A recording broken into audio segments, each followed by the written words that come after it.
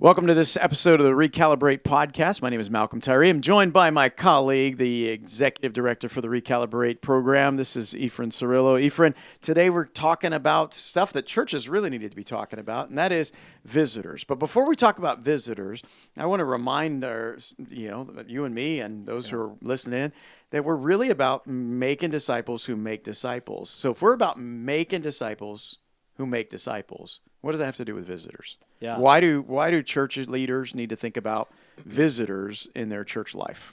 Yeah, it's very important to be thinking about the people that God is sending you. I've heard it said this way, that new guests are a gift from God. That every Sunday we should be expecting new people to come through our doors. Like every Sunday? Every Sunday there should be new people. Now some probably won't see guests on a particular Sunday, but our teams, our churches should be ready to expect and be prepared to greet and meet new people. So I think that the key word is not that necessarily you'll have somebody there every Sunday, but that we should have an expectation. Correct. That we should be prepared for visitors. What does it say about a church that's committed to making disciples who make disciples if they don't have an expectation and preparedness for a first-timer walking into the room? What do you think that indicates? Yeah, I think that they probably don't understand that the mission of the church, we're called to go and make disciples. The important thing is go, and then you make disciples. And so for every church, we should throughout the week be meeting new people, talking to people about the church, talking to people about Jesus, and extending an invitation to come join us on a Sunday. And to further that, how can we meet people where they're at, in their workplace, in their community, in the places that they gather with their families on a Saturday? Maybe it's a soccer field or a football field. Are we engaging with people who are far from God on a daily basis, maybe on a weekly basis? And as you're meeting with them, are you able to be the light of the world, a city on a hill? Are you able to share the good news of Jesus? But with that, also let them know where you worship. And that'll give them an opportunity to come get to know you and come visit. So, I hear you articulating a number of things about the sense of before we should expect to have visitors, we need to be inviting people in. Correct. And that invitation activity could lead to people coming in. But I find that a lot of churchgoers become hesitant to invite. They become hesitant to engage with a stranger, even if it's the same stranger that they're seeing at their kid's ball game. But then we also have a lot of people who go to church nowadays who they're past the child rearing stage and they're just going to work.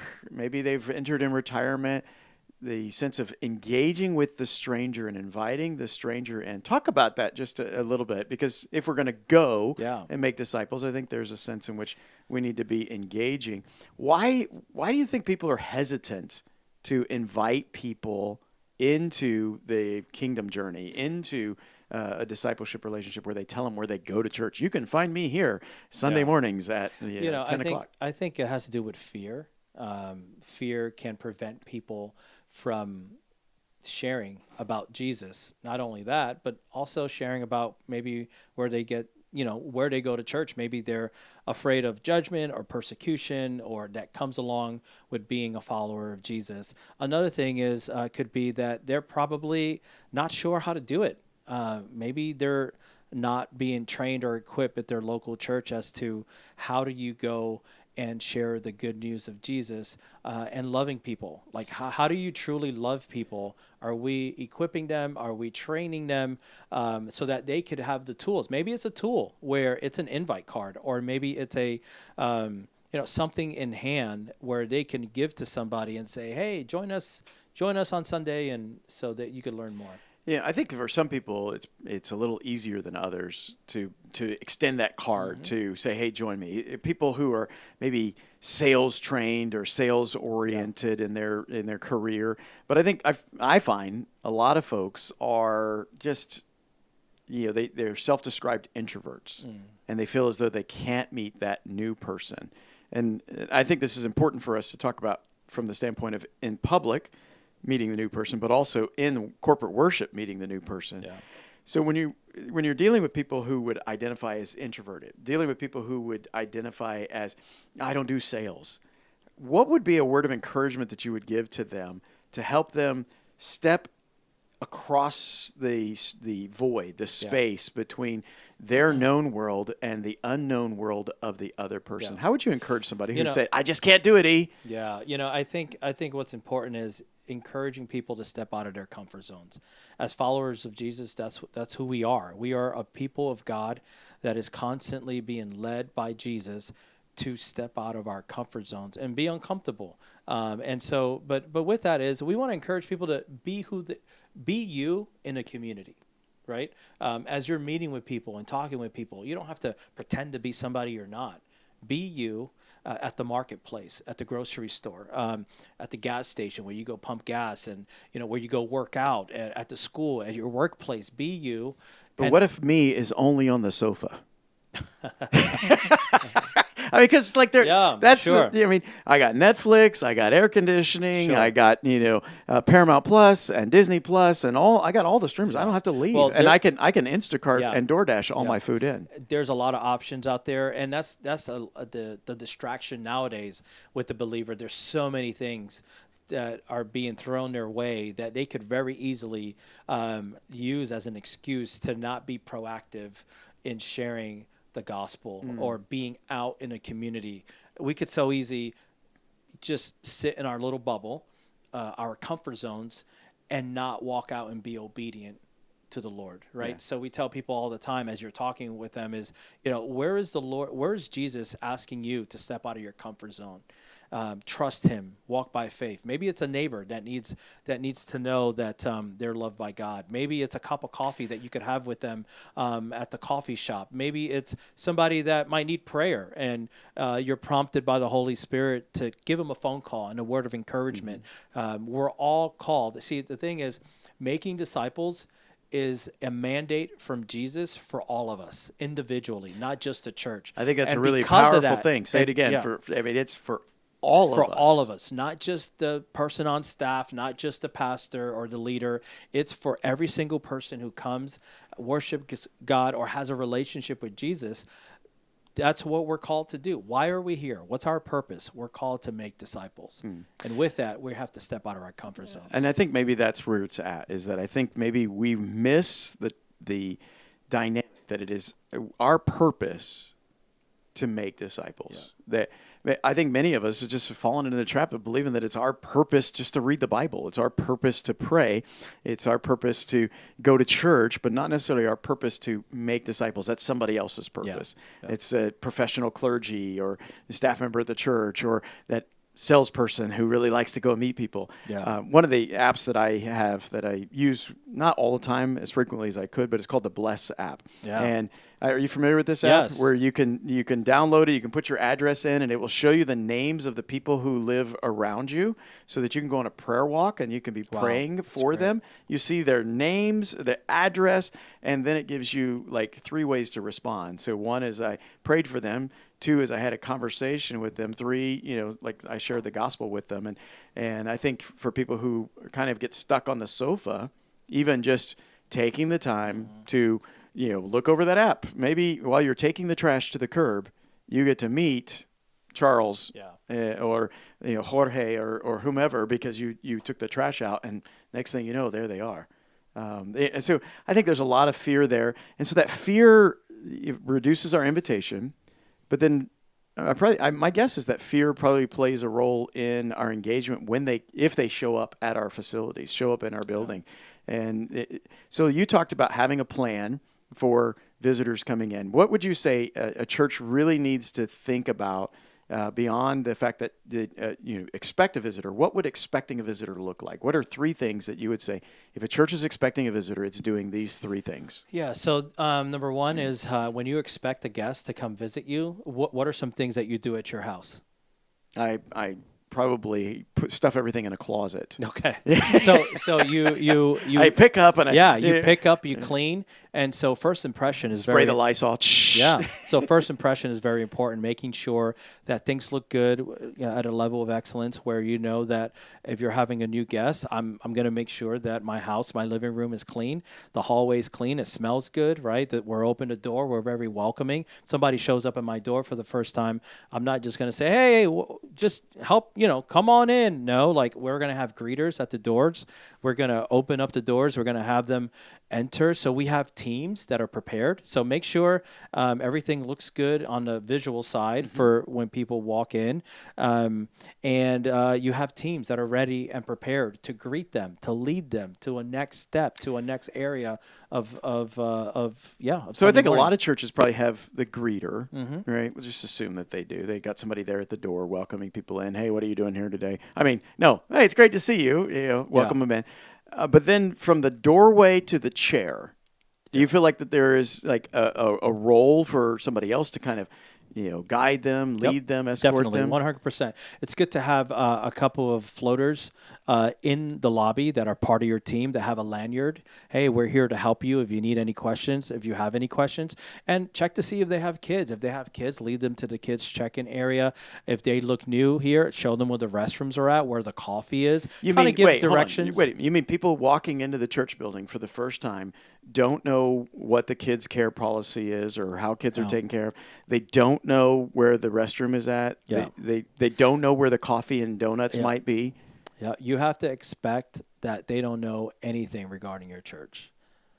Wow. Yeah. So the expectation that you're going to have visitors carries with it an expectation that your visitor doesn't know anything about the facility or your program, and that they need a tour guide. Tour guide and clear next steps. Clear next steps.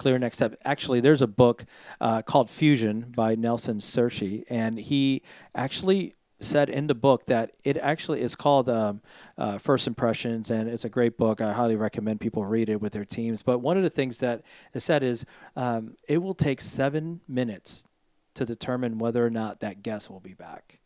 From the parking lot to the lobby, before they even make it into the worship center. Are we connecting with them? Are we welcoming them? They are about to hear the greatest news of all, that Jesus Christ came, died on the cross for their sins, rose from the grave, and he offers new life for those who believe. Yeah. The most powerful message of all is the gospel of Jesus Christ.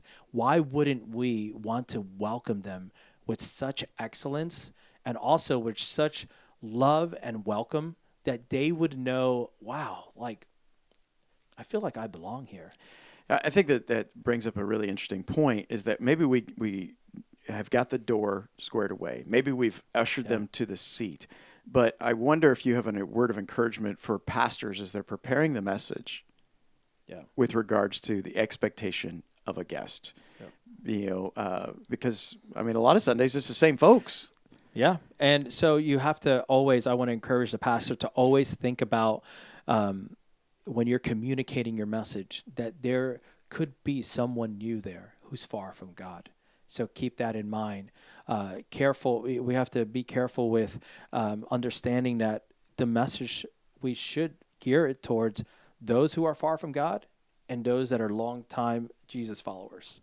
That's a tough tension. I mean, it's like a seesaw, when you really think about it. It's like I can talk about you don't know anything, and then I can talk about everything. Yeah. And it feels like, how do we find that equilibrium in there? What would you recommend? What's a quick phrase maybe that you use along that lines? I mean, for me, I say things like, those of you who grew up going to church all your life, you may know this. Yeah.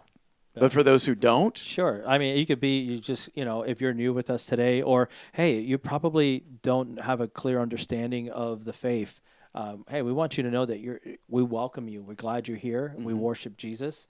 And this is what it looks like to be a follower of Jesus. Yeah. So is it up to just the pastor to set the tone for those new guests? Just up to the pastor alone to be the one who expects those new guests? It's the teams that are serving that Sunday morning. Everybody who has a lanyard, they're ready to serve with a smile on their face and excited, because this is actually the best hour of their life. they're serving Jesus, whether it's at the door, whether it's serving coffee, whether it's they're serving, in the kids ministry area, whether they're on a worship team production, changing slides, what have you. Like we're serving Jesus. And it starts from the top, right? That excitement comes from the top, and it goes all the way through all of our volunteers as they're serving. So we've got to extend invitations, right? Which means we got to get out of our comfort zone. We've got to expect that they're going to walk into our building, and then we've got to be able to guide them around. We've got to use language that makes it accessible for them to be a part of it. And so now we're at the place where the seat backs and the tray tables are in their upright position, and they're getting ready to walk out of the building. What should we be thinking about in order to move a visitor deeper into discipleship? So we've started discipling them by saying, "Why don't you come to church with me?" Right? How do we move to the next level? Clear next steps. So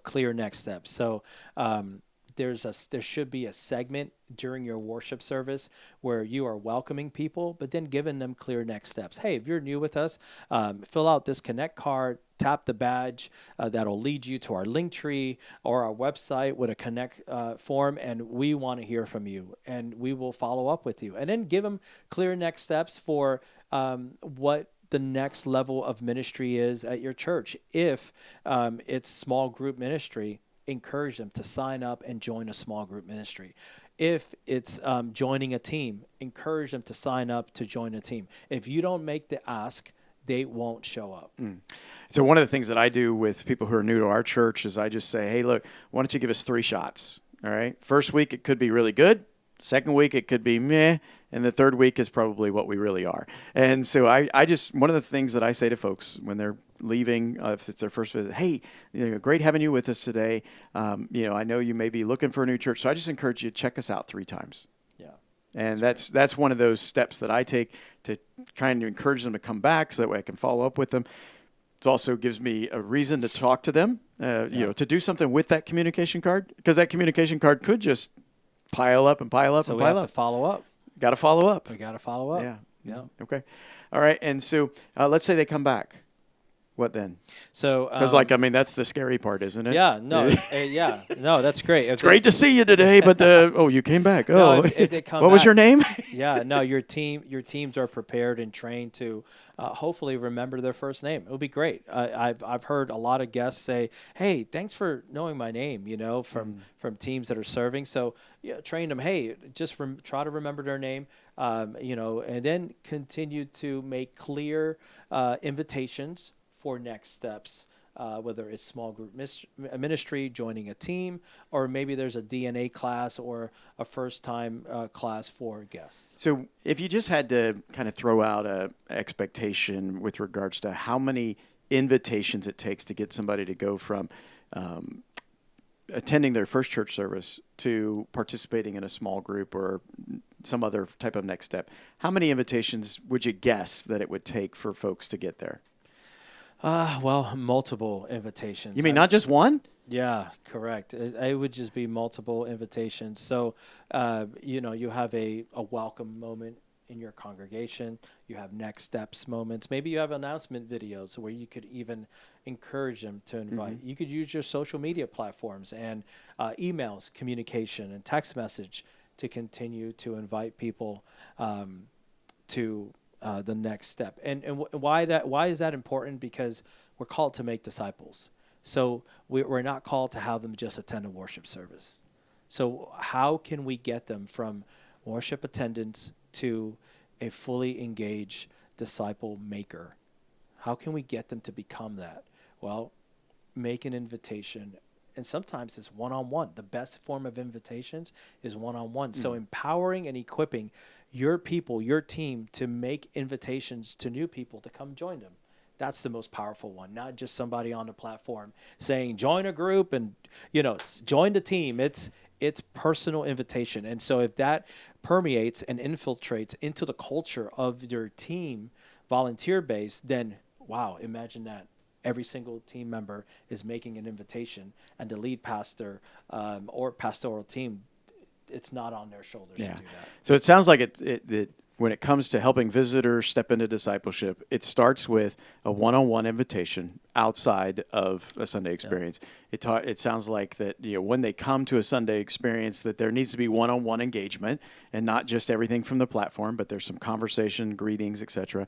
And then after the Sunday experience, that the best way to continue somebody in the pathway of making them a disciple who makes disciples is to continue the one-on-one. Yep. And so the expectation that we really should have when it comes to visitors in our church is that it's going to take a one-on-one effort with everybody who's already part of the church, everybody who's a disciple maker, really engaged in that process. That's it. Yeah. Well, that's some powerful recalibration that I think a lot of us have to lean in on. And so thanks so much for your time today, E. Yeah, thank you.